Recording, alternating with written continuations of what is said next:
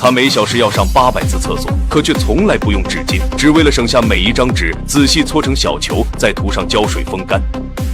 待这些纸球准备就绪，他将它们全部包入大纸中，疯狂揉压，竟制成了一把越狱的钥匙。趁狱警送餐不备，他将这团钥匙塞进门栓，越狱第2步顺利完成。现在他已能触到门外的密码锁，但密码才是关键。龙哥灵光一闪，他将早餐奶盒撕开，取下内层的薄膜，悄悄贴在密码键上。狱警输入时，便在薄膜上留下痕迹。他早已记下狱警换班规律，每次恰好离开8分钟，无疑是偷闲抽烟去了。就在狱警再次离开的间隙，龙哥迅速伸手，凭薄膜上留下的痕迹解开了密码，肛门应声而开。为保险起见，他还提前篡改了监控录像，为自己争取宝贵的逃跑时间。可当他爬进通风管道时，狱警恰巧返回，警报骤响，但为时已晚。龙哥早已打开肛门，成功登顶。然而眼前的一幕却让他彻底愣在了原地。